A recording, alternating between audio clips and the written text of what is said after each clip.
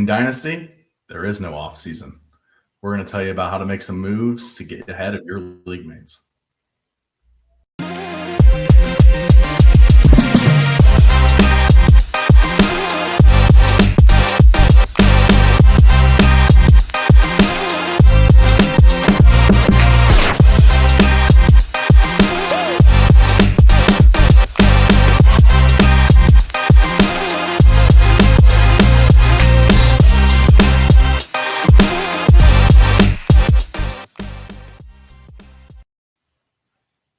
Welcome in. Thank you, Austin, for that wonderful intro.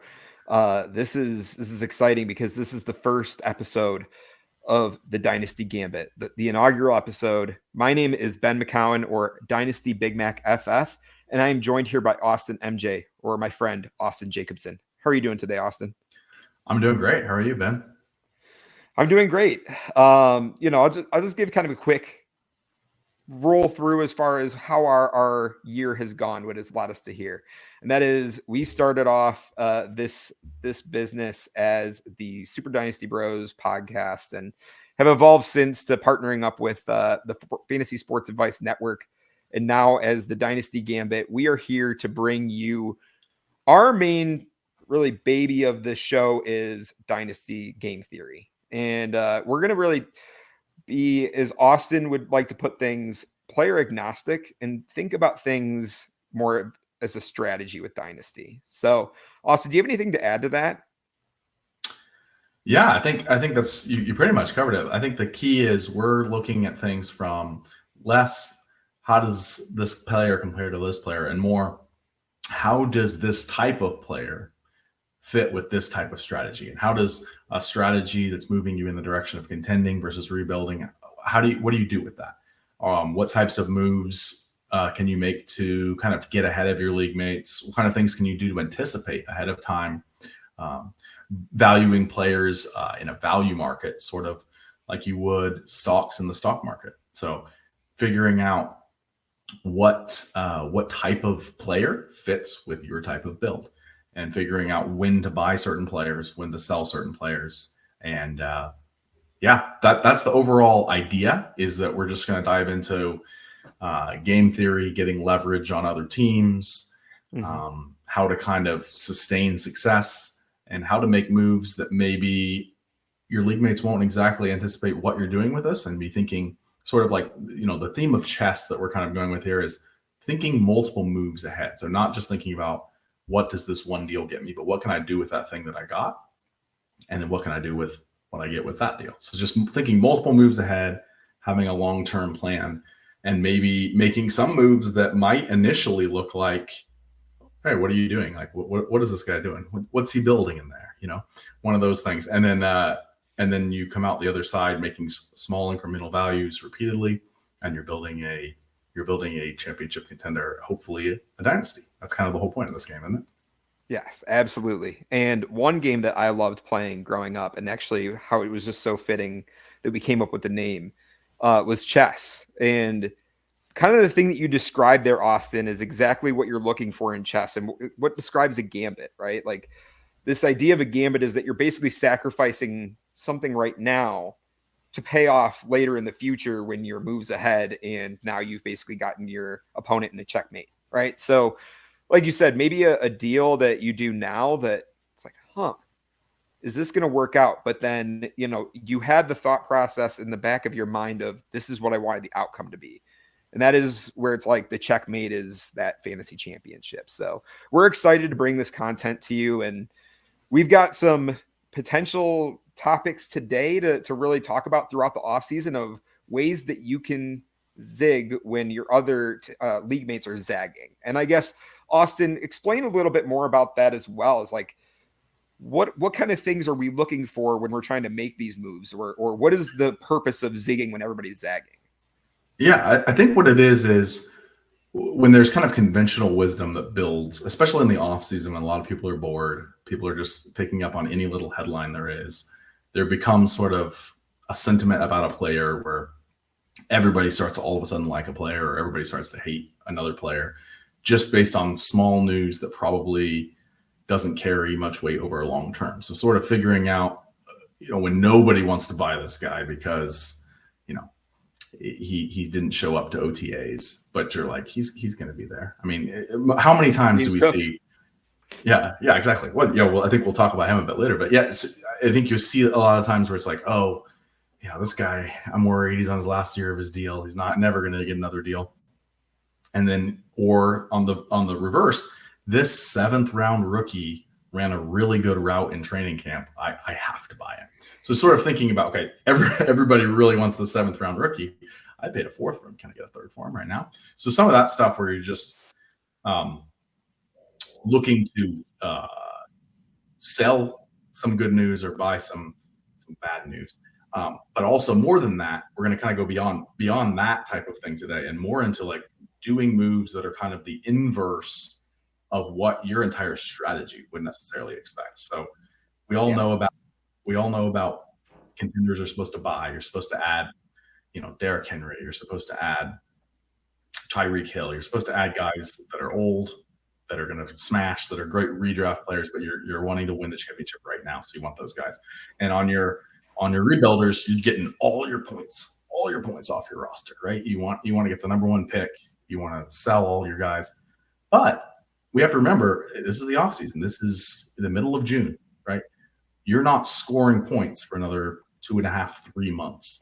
So there's no reason why you need to have all your points off your roster right now as a rebuilder. And there's no reason why you have to be scoring points right now as a contender, because no matter who you have, you're scoring 0 points for the next 2.5 months. So you can make a move now that might be buying as a rebuilder or selling as a contender with the anticipation of using that trade to make another trade before the season or early in the season or at some point in the future when the value is better. That's kind of some of the topic that we're going to be kind of looking at today and some options on how to do that. Yeah, absolutely. And I think, we're going to talk about selling on a contending team first. I've been trying to, find ways to make these deals throughout the off season. We have one that we'll actually talk about as buying on a rebuilder that I was pretty happy with. And like the idea is that it's always fluid, right? Like right now, all of these rosters that you have, either whether you're doing a startup right now and you just finished, or if you're going into another offseason with a team that you've had for a while, during the offseason, your team is just at that point, it's just about roster construction, right? Or not, sorry, opposite of roster construction. It is about getting the most value for your team. And then when we get to the in season, then it's about roster construction, especially if you know that you have a team that is going to potentially take you somewhere, thinking, who can I get? Where can I use my draft capital and other players to get these pieces? But yeah, that's the fun part of the offseason right now, is just making these trades. But Austin, we're going to start on talking about selling on a contender first. Mm-hmm. And we have, we have Dynasty Daddy right here as far as our resource that we use to kind of give us some examples and some ideas that other people have done. But I guess, what's your thoughts on trading a player on a contending team for a first, right? I think you had put it in the show doc as like excess of a certain position or something else like that. But what are your thoughts with that? Yeah, so I think there's a couple different ways to look at this. I think most people, when you're looking at a contending team, guys like Mike Evans or Chris Godwin or someone like that, you're looking at that guy as that's going to be a guy that's going to score me tons of points this year. I would rather have him than first. In fact, I'd spend my first to have him on my team. But there's some different ways to look at this. So you could sell that player for what you view as their value in picks, and then potentially use those picks down the line to buy something else.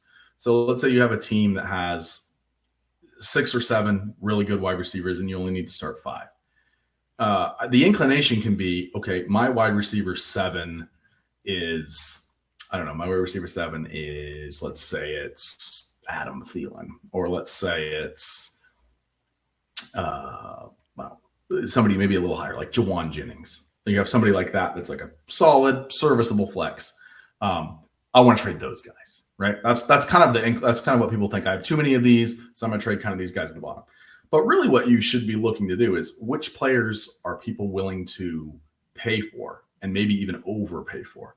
because what you're looking at is you can always slide in one of those guys, like a Jawan Jennings, into that last flex. And if somebody's willing to pay a first for the guy that's maybe going to score you a few points per game more. Because right now, I know everybody wants to put their lineups in, see the projections. I mean, you already have projections on Sleeper, see where we're sitting. But it doesn't matter. Setting a lineup doesn't matter until September, until the games start. So you could take that. You can trade Evans for 27 first, let's say. And you're like, man, I'm a contender. I don't need an extra 27 first. That's 2 years away. I'm not going to be able to use the asset for 2 years. But I think the key is you've got tons of wide receivers, right? You've got Jawan Jennings, you can slide into that last flex. But maybe you only have 2 quarterbacks, right? And maybe they're great quarterbacks. Maybe you have, let's say, you have Josh Allen and Brock Purdy, and you feel pretty comfortable with your team.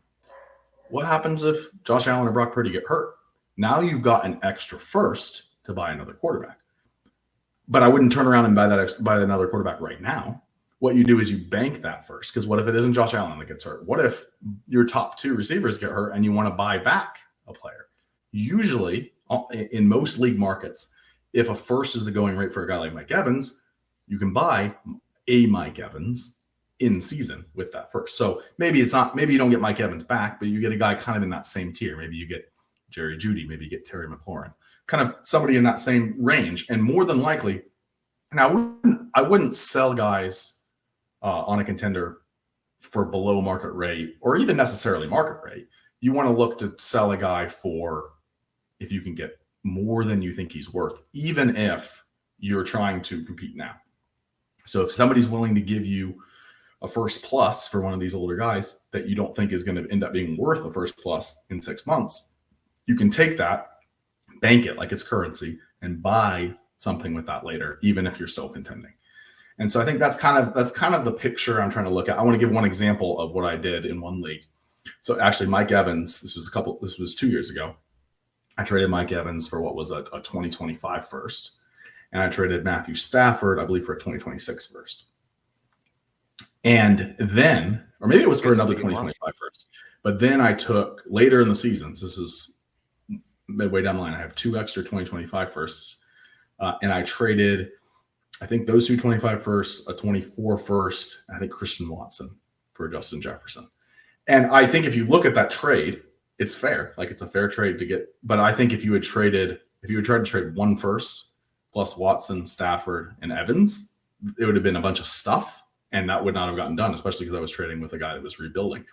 So you're turning those assets that are harder to get rid of, harder to get fair value for, when you have the opportunity to get good value for them, into something that is an ammunition for you to make a bigger move later. So having 2 extra firsts there allowed me to buy a Justin Jefferson, which is very hard to buy. It's hard to have a bunch of extra firsts to be able to make a move like that.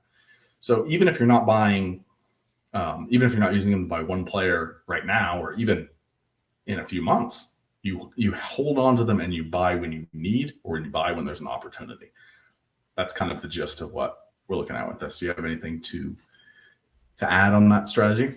No, Austin, I think, when we're thinking about trading assets, a first of air is one of the strongest assets that you can attain and give away. And so I absolutely love what you're saying. I mean, when you break apart the pieces of a trade, like you said, Matt Stafford 2 years ago, you got for a 26 first. Now that, you could have sat on that for a couple of years, and that 26 first is so valuable in your league now. So it's all about the timing and absolutely selling when you can on some of these guys, even when they're on a contender. Like if it's Mike Evans and he's sitting as your wide receiver 4, and like you said, you basically could trade him for a first and slot in the next guy.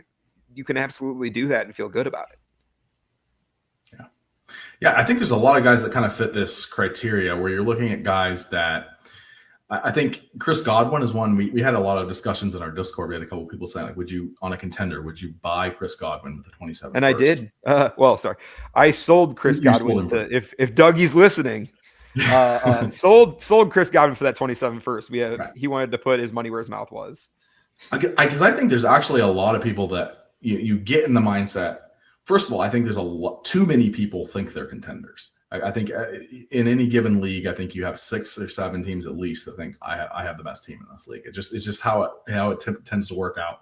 And one of those teams, and if it's like 6 or 7 teams, you have a couple of those teams that probably will miss the playoffs, and then a couple others that will be pretenders in the playoffs. So, everybody kind of thinks they're a contender, and then everybody kind of jumps the gun on buying on a contender. So you trade away your future picks for a guy in June. Even if you think Chris Godwin's worth a first and you'd pay for it in season, I think you're better off not doing that right now. In fact, I'd go the other way. I'd sell my Chris Godwin, my Mike Evans, if you can get good value for them. And I think that the guys that are older receivers carry a lot of risk. I mean, Chris Godwin could come out and smash like he did last year, but more than likely, due to his age, injury history, I don't think you're ever going to get more than a first. So to me, if you can get what you view as max value right now, then you're taking all of the risk off your plate, and you can buy yourself Chris Godwin in season, or maybe not Chris Godwin, but someone in that same range. So you're basically banking that value for later. And especially if you're buying a future pick, more than likely that the value on that pick goes up. Almost always, any future picks go up in value, and any players could go up in value, could go down in value, could stay the same. And it tends to happen with older guys. I mean, you see, like I look at Saquon Barkley, for instance, right? He gets picked in the 2nd or 3rd round of startups. I don't see any conceivable way. He could have a repeat season of the one he had last year, right? He could have over 2,000 yards. He could be clearly running back 1. I don't think he's going to go up in value. I really don't. I don't think there's any conceivable way he goes up in value, because he's going to be another year older, another year further into the contract, another 300 carries on his body. So I'm not saying you don't want Saquon Barkley, but if someone's willing to give you, 2 firsts and a rookie running back, or something that you feel like 2 firsts and Caleb Johnson, somebody's like really wants Saquon Barkley, really wants to overpay. Even if you're a contender, I think you take that, and then you can use those firsts to buy other things. You can use, right. You can pretty much buy any running back with 2 firsts in season, more than likely. Yeah. So actually, I just bought Devon Etienne for 2 firsts and Brashard Smith. So it's a good deal on both sides, like you're saying. Like if you're the rebuilder, you have a young shot guy to put your stock into, and then you have 2 firsts now to play with. So right. I would argue that you could make that same trade. You could make the trade 2 firsts and Brashard Smith for send away Etienne on a contender, just because I think from a value perspective, Etienne's a little different because he's younger, and I think there is a higher ceiling with him. Yeah. But I do think that it's a similar concept where you're like, do you think that it's rare that a running back becomes worth more than 2 firsts? So if you're banking those 2 firsts now, you've gotten full value for Etienne. And assuming you're in an active league where people are going to be willing to make trades, there's going to be a rebuilding team, a team that thought they were going to be good, that isn't good, that has some good running backs on it that you can buy with those firsts. Or maybe all of a sudden Brashard Smith is the starting running back in Kansas City, and you have a plug-in RB2 that can then, you don't even need to buy it. You can buy something else, or you can save the picks and draft someone and just really build a juggernaut. So I just think it creates more flexibility. Not that you need to sell your whole roster. I definitely think as a contender, you don't sell your whole roster, but 1 or 2 pieces here or there, if you can get top value for them, I think it's worth banking that excess for later. Definitely. So we were kind of looking through a little bit of the Dynasty Day trades, and I can share the screen here just to show some of the Chris Godwin trades that we were looking at. And obviously we have other examples as well. Like you have mentioned, Austin, Mike Evans. I think we had in the show doc Devontae Adams, as well as Chuba Hubbard or Ken Walker. Yeah. So this one right here, like when you start to add up and do all of the math in your head on, and actually, sorry, there it is. Okay. There we go. Oh. Popped up there for a second. Okay. So if you look at this one at the top right, like this is what we're talking about, of like knowing the value of your player and knowing that you probably can get a 26 or a 27 first for Chris Godwin alone, at least. I mean, this person was able to get Aaron Jones, Chris Godwin for 2 firsts, a second, and a fourth. So I think you're underselling Chris Godwin and Devon Achane at that point, and also actually Aaron Jones. But yeah, I mean, I think there's just so much value to be had in some of these vets that we're talking about. That I think that one I'd probably rather have the players. I just think that if you're looking at, I think that's probably somebody that's a rebuilder. I think Achane's worth more than one first. Yeah. I like Godwin for one first. That's fine. If you want to look at it as a first and second for Etienne, it's still a fourth for Aaron Jones. So I think I'd lean the players on that one. But I do think that there's, similar deals. Like if you look at this one, I like this one here: the Russell Wilson, Chris Godwin, DeAndre Swift in a second for J.K. Dobbins and 2 firsts. I think that's a way of you're kind of unloading. I don't think any of those players are necessarily difference makers. We saw some flashes from Chris Godwin, but to me, DeAndre Swift and J.K. Dobbins is kind of a similar bet. I like DeAndre Swift, but what's he going to get you? 12, 13 points per game. There's a lot of running backs that'll get you 12 to 13 points per game. And, Dobbins, we expect him to be behind RJ Harvey, but, you're taking a shot that maybe he goes up in value. You can get a second for him. But basically you're getting, to me, Russell Wilson, I doubt he goes through the whole season as a starting quarterback. So you're getting 2 firsts. Basically you're getting Godwin for a first, and then you're getting Swift, Wilson, and a second for another first and another shot at running back. I think that's the perfect example of a trade where, honestly, none of those guys are hurting your chances to compete, losing Wilson, Godwin, or Swift. But you're banking 2 extra first-round picks where very easily, like let's say Russell Wilson was your QB3, you should be able to use a first to buy a better QB3 in season. You should be able to use a first to buy another wide receiver. Or you can add to J.K. Dobbins and buy another running back. So more than likely, if you're a contender, DeAndre Swift, having DeAndre Swift instead of J.K. Dobbins is not going to be the difference between you winning a championship or not winning a championship.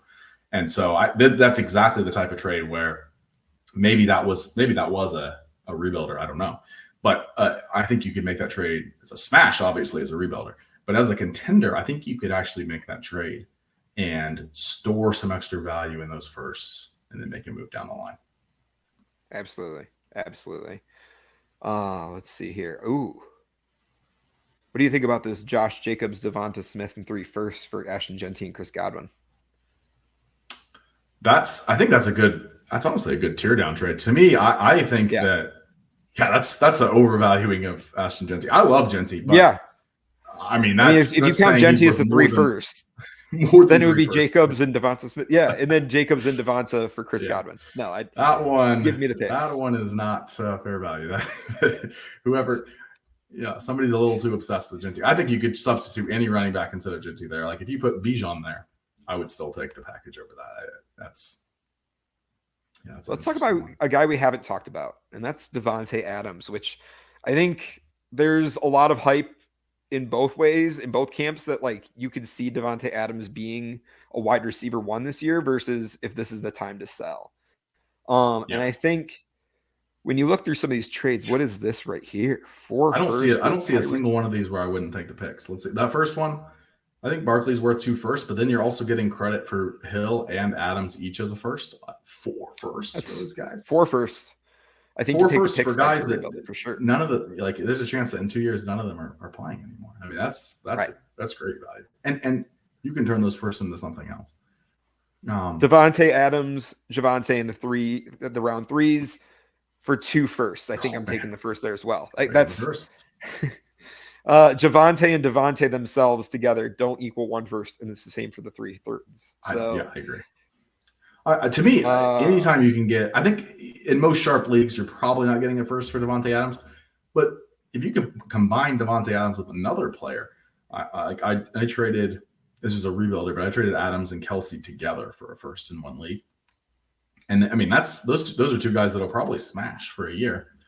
So I don't necessarily fault the guy for taking that, but I think that's a way that you can sometimes combine assets to also get first round picks. I love this one. Devontae Adams, Derrick Henry, Patrick Mahomes for Rome, Brock, and 2 firsts. Oh, that's an interesting one. Let's kind of break it down. So Mahomes for Purdy in a first. I think I probably like the Mahomes side, but I see where you're coming from there. And then you get, even if you want to say it's Mahomes for Purdy in 2 firsts, I think that if you're a Roma Dunze believer, I think getting him for Adams and Henry is fine. Yeah. I probably would hesitate a bit to that on a contender, but yeah, I can see it. I would not do this. Caleb Williams and Devontae Adams for 2 firsts and a second. I think if you have any belief in the fact that in that Caleb Williams is a top 10 quarterback in Dynasty going forward, you're underselling Caleb and Devontae Adams at that point. Let's see. Yeah. And that says 2 QB. Does that mean it's super flex, or is that, I guess it could include super flex, but yeah. Most times it's super flex. Okay, It doesn't ever list it as SF, but right. Okay. I would be hard pressed to think that QB. many of these are.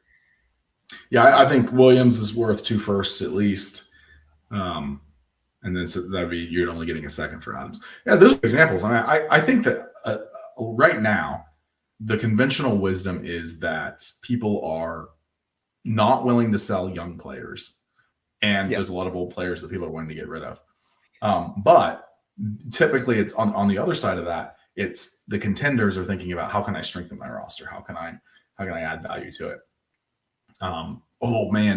My last wide receiver spot is somebody that I think is not very good. I need to upgrade that spot, and you don't need to do that on June 15th. Like, I think there's a level of being patient.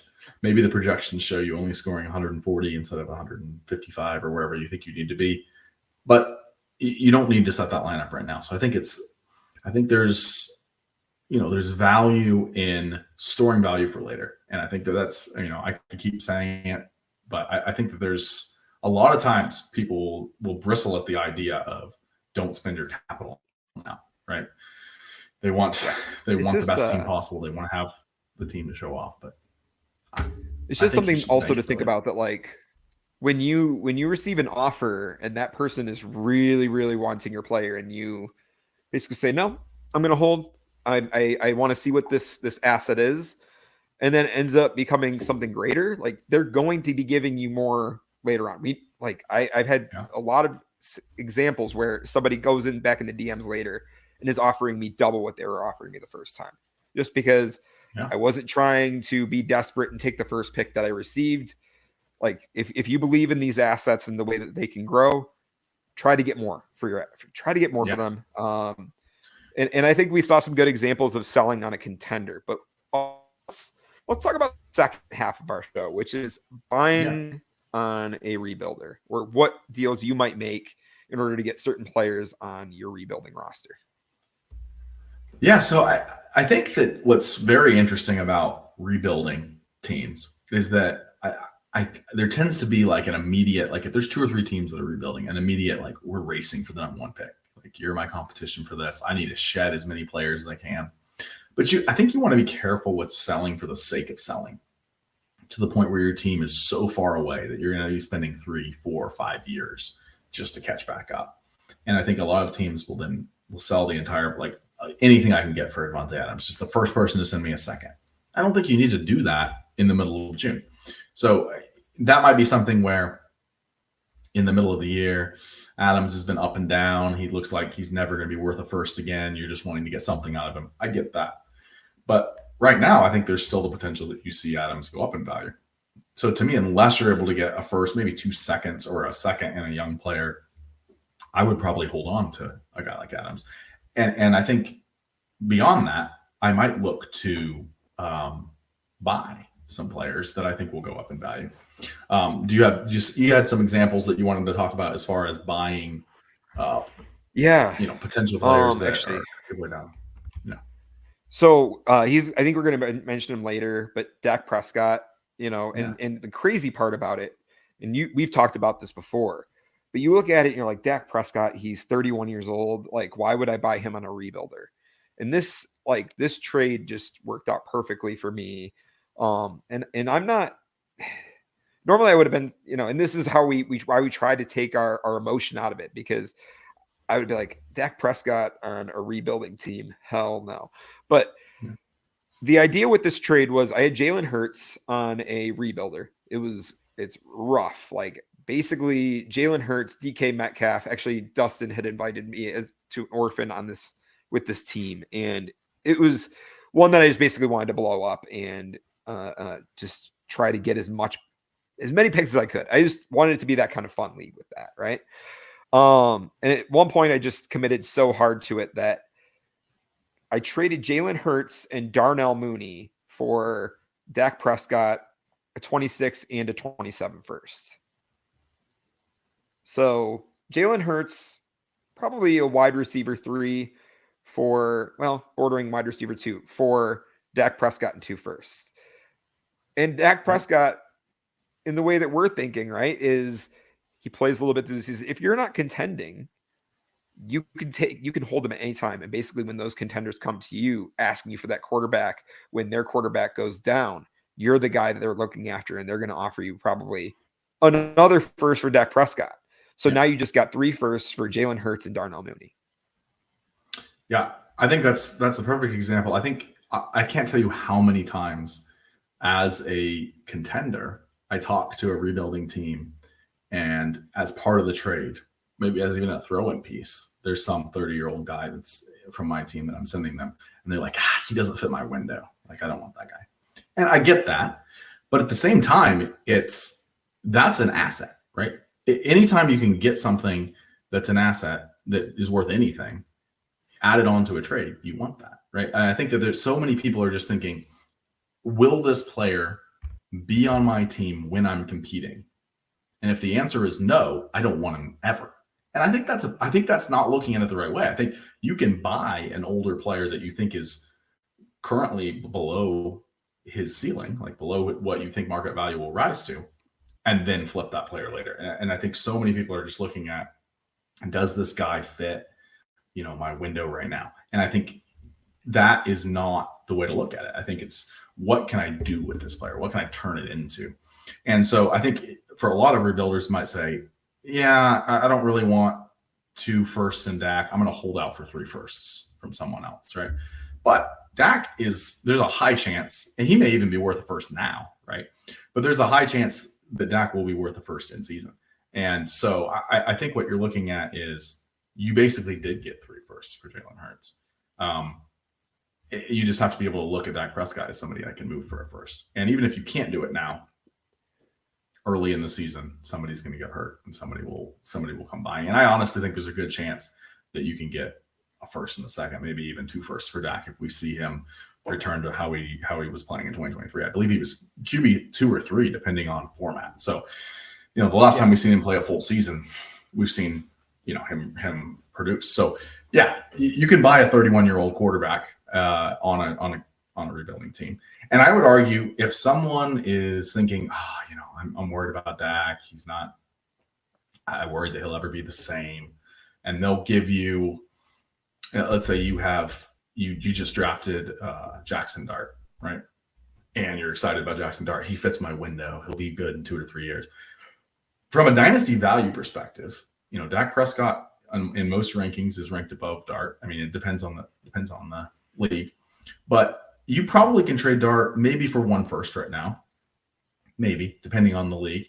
But if you traded, let's say someone was willing to give you Dak Prescott and a second for Jackson Dart, just because, hey, I want to get younger. I'm worried that I'm going to be left holding the bag on Dak. I think that's a deal that you have to take as a rebuilder. It might seem like, man, well, I'm trading away my 21-year-old quarterback for a 31-year-old quarterback, and I'm only getting a second on top.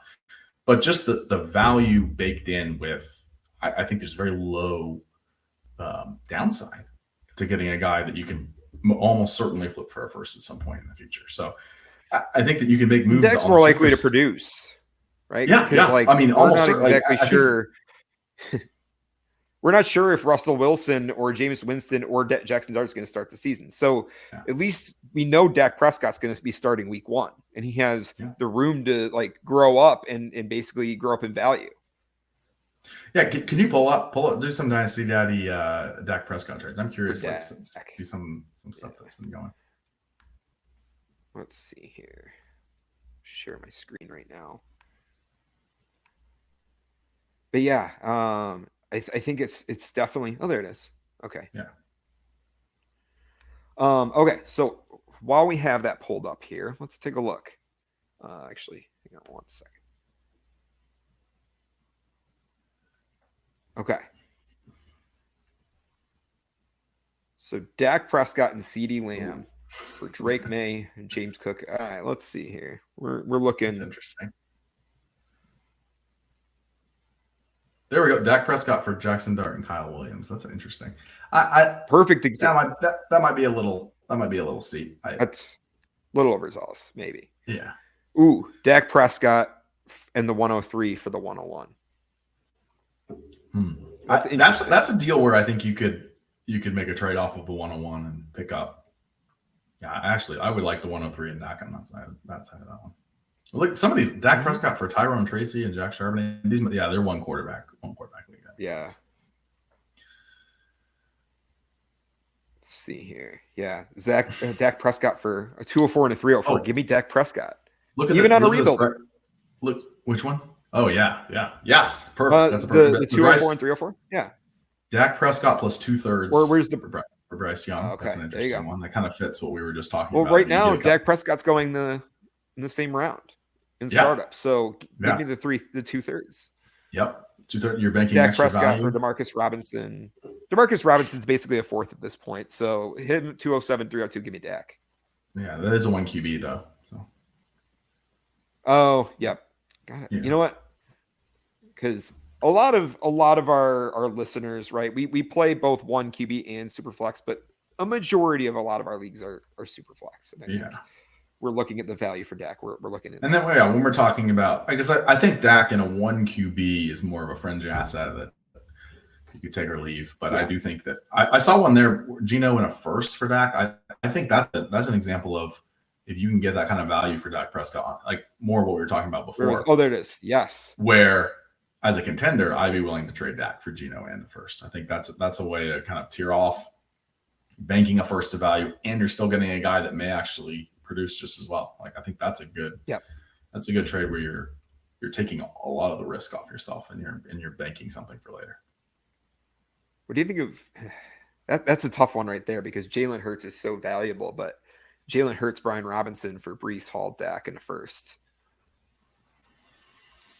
Well, that's a good one. That's interesting. I think I'd rather have Jalen Hurts and Brian Robinson in that deal. It's close. That's a fair trade. I think this deal right here, Dak in a second for Kyler Murray, like, I think you could almost try and get a first out of that from the Kyler owner. Yeah. I mean, if I could trade Kyler Murray from the Dak owner. I'm doing that all day, yeah. 2 firsts, a second, and Dak Prescott for Terry McLaurin and Justin Herbert. Well, it looks like 2 seconds and a first. Yeah. Yeah, okay, it is 2 seconds and a first. I'd rather have Herbert and McLaurin, I think, in that deal. Although, I mean, I do think you're kind of getting. If it was 2 firsts, if it was 2 firsts, I would take the package. But let's see. Yeah. And actually, a guy that we're going to be talking about. 2 firsts and a third. Yeah, I think you're about to bring it up. The one with Chris Olave. Mm-hmm. Yeah. That's interesting. I think Chris you're kind Olave of buying. Is the perfect. Go ahead. Yeah, I think you're kind of buying. I don't know. That's a tough one. I think I'd rather have the picks. There. But yeah, there's definitely some interesting deals. I mean, there's a lot of deals happening. The cool thing about Dynasty Guys is those are deals that happen in real leagues this week. So that's kind of cool. For sure. Because we were kind of talking about the other opportunities to buy guys, and it's the injured players who are coming back from injury. Like we were mentioning Chris Olave, Jonathan Brooks, another option, Christian Watson. These are guys that, like, they're not worth. They're probably not even starting on your roster for another year or two, but that's the plan, right? And the value that they are at right now and where they could grow, right? If Christian Watson has at least half a season where he's playing without a hamstring injury, like, the guy rises from probably a fringe 3rd round pick to being maybe a 2nd round pick, and you've already just cashed in right there. Yeah. Jonathan Brooks coming back from injury, and we don't know if potentially he could be the starter in Carolina. We have, once Chuba's deal's up and we've got this thing going on with Etienne, Trevor Etienne coming in, and then Jonathan Brooks coming back from his ACL injury. So those are other. He's probably not a factor after this year. Yeah. So actually, I had that pulled up earlier, but like I would say there's two different kind of. So like a guy like Olave and a guy like guys like Brooks and Watson kind of fit into different categories. So I would say Jonathan Brooks, Christian Watson, Tank Dell kind of fit in this category where, to me, these are guys that are not going to play most of or all the season. Christian Watson is a little bit more up in there, but it's looking like both Brooks and Dell are expected to probably miss the whole year. So those are guys that I think if you can buy them right now for some of those guys are worth basically nothing to a lot of people. So if you can buy them for a third or 2/4 and stash them on your IR, they're not going to score points anyway, right? So it's not like you're looking at, I just added points to my team. So those are kind of no-brainers. And I actually really like, regardless of team, regardless of whether you're a rebuilder or a contender, right now there's kind of an opportunity it's kind of a cheat code where you trade a player of very similar value for a guy that's one of the only 6 or 7 guys that are currently listed as IR. If you have an IR spot in your league, that gives you an extra roster spot. And to me, in the offseason, you want to have all your roster spots filled. And if you can fill up all your taxi, fill up all your IR as much as you can, it just gives you extra shots, extra players that you notice you might flip later. So to me, if you can flip a player of equal value for a guy that's on IR right now, do that and then pick someone else up, and then you just got a 2-for-1. But I think that then a guy like Chris Olave is a little bit different because we do expect Chris Olave to play week 1. Maybe 2 is in that same category where there's questions. Rashee Rice maybe is another one. Questions about their health. But they're as of now, they're expected to be back, but we're worried what happens if there's another injury. I think Olave and Tua both with the concussions. There's just a lot of people that are ranking them much lower than probably their value because of the risk built in. And there's another. I think there's another player with a high ceiling too, right? Like Puka Nacua, because people don't want to invest and say that Puka is basically this top 5 wide receiver asset because they're afraid of the injury history. And I think he's the perfect like almost tier 1 wide receiver to buy into for that while his price is low. Yeah. I think the key is really, regardless of whether you're a contender or a rebuilder, looking to either capitalize on top value or buy when they're below what you think they should be valued. And I think I think Olave is one really interesting one because, you saw him in redraft leagues going in the second round last year. And he actually started off the season, pretty good, but he's had a couple concussions.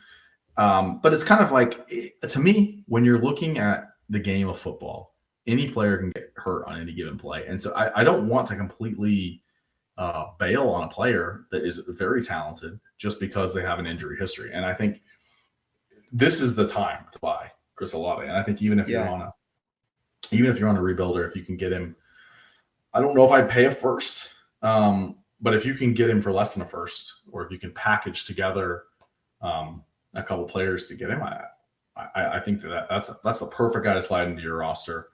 I bought Chris Olave on a couple rebuilders last year after he got hurt, which that's another strategy, but that's a little bit more.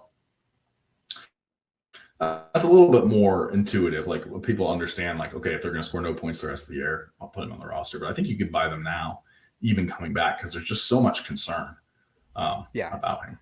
This one's great. This one's interesting. Bijan and Chris Olave for a CD and a first. That's an interesting one. I would take the CD side. Let's see.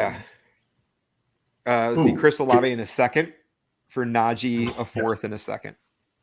Yeah, that's an easy Chris Olave side. Which one were you going to bring up? Let's see. Olave. Yeah, there's another one. Tyrone Tracy in a third for Olave in a third. I think that's the example of where I think Najee is a guy and a declining asset, and you can upgrade from Etienne Coleman to Chris Olave. I would do something like that. Where did you see that one, by the way, Austin? It's right there. Etienne Coleman, Najee Harris, 26th. Yes, yep. I see it. It's like 226, swapping 26 thirds. But basically, it's Chris Olave for Keon Coleman and Najee Harris. I know a lot of people are higher on Keon Coleman, but I think that's a way that you can kind of get something for Najee Harris. I think most people have Olave a tier or two above Coleman. But you're getting. I'm surprised that somebody was able to get Chris Olave for Tyrone Tracy. Yeah. I mean, especially now knowing that Cam Skadaboo's there. Yeah. That's probably an example of a manager that's very concerned and wants to just get something out of Olave, and I think that's the perfect opportunity to get. Oh, look, Chris Olave, 26 first, and Jarquez Olave, 26 first, Jarquez Hunter. Wow, that's yes. I love that package. Give me the package. I like Johnson. I will take Olave. I will take a Igbuka over Olave right there, but. Yeah, I think that's a pick your poison. I think on a rebuilder, I want Igbuka. But I have them like right next to each other. But yeah, I think that's the kind of move that's kind of just whatever you prefer. I think they're kind of they're different bets, but it's sort of there's some risk profile with both. Igbuka, I think it's going to be a smash. It's just a question of how does that wide receiver room sort out. But yeah, that's an interesting one. I think if we're talking about a rebuilder, I don't think you want to trade Igbuka for that because that's basically trading a first for a lot, which I wouldn't necessarily want to do because I think that's more at market value. I think you're looking for ways to buy below market value right now. Yeah.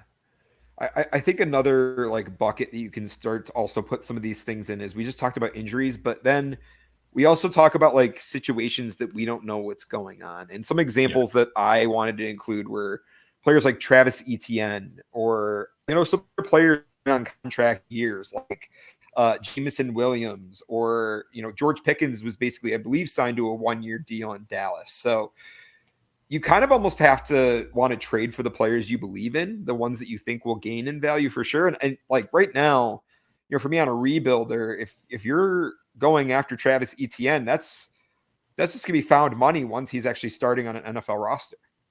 Yeah. To me, it's crazy that a guy that was a top 5, producing running back just 2 years ago is being valued kind of in the same range as some of these running backs were. I mean, I think he goes right around Brian Robinson, Zach Charbonnet. I've seen him go below Bashal Tutin in some drafts.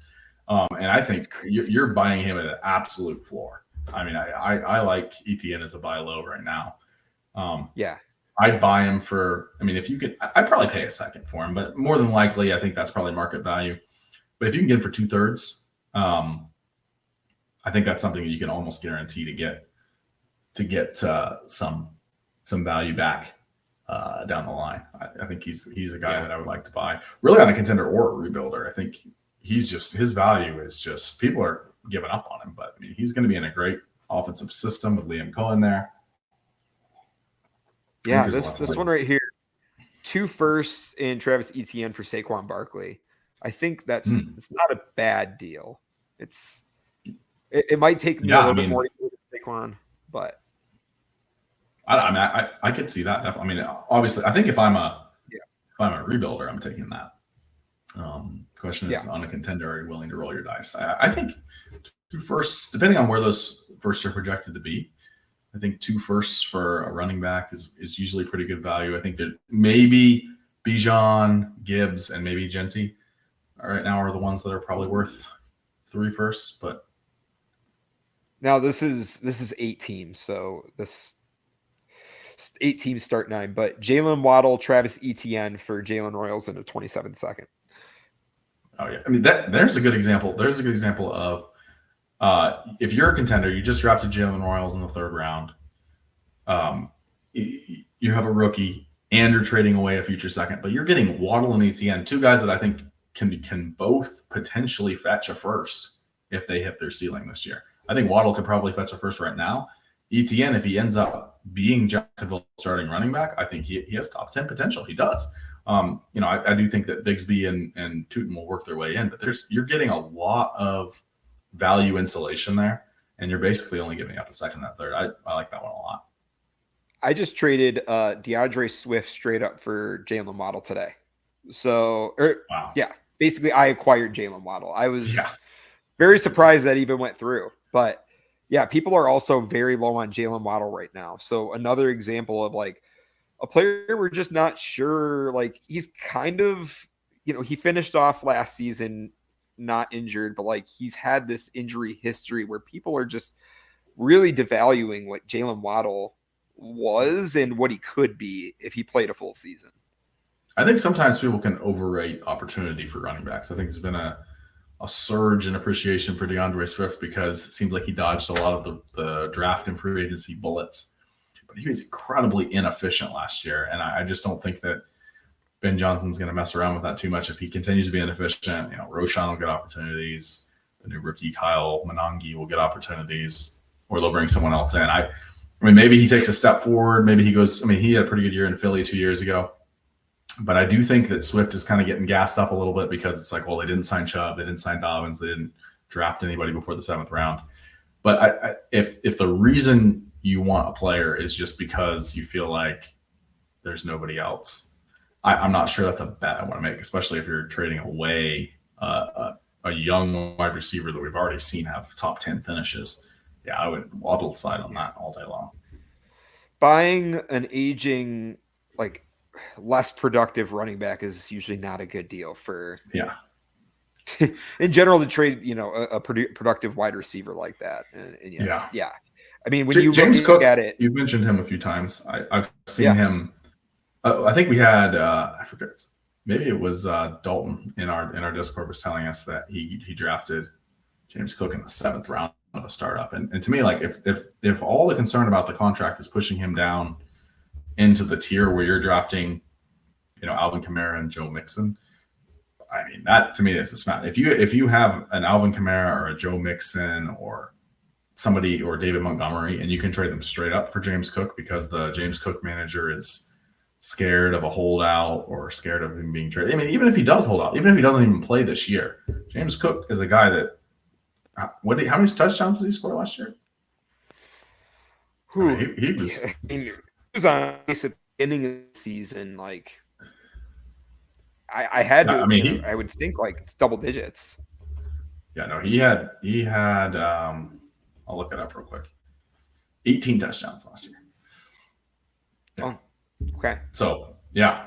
So I mean, that's a guy that he's not gonna never be an NFL starter again the year after scoring 18 touchdowns. I mean, he is gonna, if he doesn't end up in Buffalo, he's gonna end up going somewhere else, and a team's gonna give him a chance to play, be a starting running back. I do think they'll get the job done. I do think that they will find a way to, sign him to a longer term deal. But even if they don't, he'll go somewhere else. He'll produce. He's gonna be a starting running back.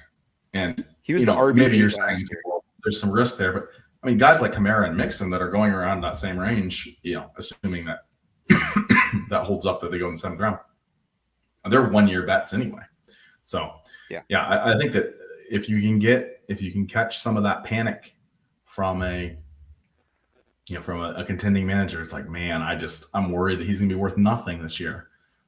Give me Kamara for him. And if you're a rebuilder, I wouldn't say, man, I want to wait. I want to get a first for Kamara and take James Cook right now. I would do that all day. Even if you have to add, I might add a third. I might add even a second potentially to get a guy that has the potential to be worth multiple firsts if he figures out his contract situation. And then it's one of those things where if you're a rebuilder and he holds out and doesn't play, hey, just hold on to him. I mean, then you won't be points against anyway, and then you've got those Kamara points off your roster. And Cook is not gonna never be a starting running back in the NFL again. That's just not gonna happen. He's gonna get a job, even if he leaves Buffalo. So I think I think the panic is overblown on him right now. Yeah. No, I think we gave some great examples of guys that are kind of being faded by the community and ones that you can go and get. And whether you are selling on a contender or buying on a rebuilder, like we talked about, just trying to figure out a way that maybe you can zig when everybody else is zagging. Mm-hmm. And I think just being able to be kind of the one that's ahead of your league when it comes to those scenarios, because then you're the one that's reaping all the benefits. Any other thoughts with that, Austin? Yeah, I think there's lots of different ways you can go with that. And I think the key is not to be too caught up in what you are right now. So I think a lot of people want to know in the middle of June whether I'm a rebuilder or a contender. I think right now you're just looking to accumulate value. I think you said earlier, like right now, it's not really about roster construction. It's about accumulating value. I'm the one way I might tweak that is that it's right now it's not about setting a lineup. I do think roster construction is always important, making sure that you have a proper amount of value and it's sitting in some of the right places, and you know potentially what you will need and evaluate your roster as a whole. But it's not at all about, like, it doesn't even matter if you can set a lineup today. It's about accumulating as much value as possible. You can sort that out over the next few months. And again, assuming you're in a super active league, you can make a trade that leads to another trade that leads to another trade before the season even starts. So there's a lot of different, again, thinking multiple moves ahead. What can I do with what I get from this trade? And you're not committing to this asset sitting on your team forever. If you trade for a future pick, you're not committing to making that pick 2 years from now. You have that value.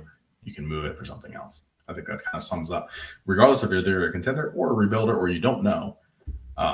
The offseason is about accumulating value and not about finding positional needs. Absolutely. And I think that's a good way to kind of wrap this up, right? Like, we kind of encapsulated everything, and that's really what we want to leave you guys with is like, we are here to kind of help you navigate the ways that you can have that roster construction, or ways that you can make trades to make your team better throughout the off season. And then by the time it comes to during the season, looking at the trades that you can make that are going to best fit putting it together a starting lineup or close to the season. Right. And it being our first episode, a lot, there might be some new people watching the pod for the first time, or some longtime listeners that we've had as we were growing the show. But our Discord is continuously growing. We have a great community on there where people really bounce ideas off of each other. We've created great community within that Discord, and it's really kind of our baby, in the sense that we've put a lot of time and a lot of effort into working with our audience. So if you guys are listening and you want to become part of that community, please feel free to reach out to us, whether that's on our social media or any way you can find us. On X, I'm Dynasty Big Mac FF, and Austin is Dynasty Austin MJ. And as well as, if you're looking to find us on YouTube, if you're looking to find us on TikTok, you can just look up the Dynasty Gambit. And if, like I said, if you want to get connected to the community Discord, just reach out to one of us and we can help you get in. Yeah. And we're super grateful for the Fantasy Sports Advice Network to be part of that team, fantasysportsadvice.com. We're going to be putting out content through their YouTube channel. It should be fun. I think we plan to do some shows analyzing some listener trades, and just kind of talking about the strategy behind it. I think that's kind of a plan for the future, like talking about some different trades, talking about some potential like ways to rebuild rosters or to make moves that kind of can build contenders. And we talk about different things related to that. I think that would be a super cool way to get listeners involved. But yeah, we really appreciate you guys tuning in. We're looking forward to this next chapter and building the Dynasty Gambit and helping you guys win some fantasy championships. Awesome. Well, Austin, thank you for joining me tonight. Everyone, have a good night. Yeah.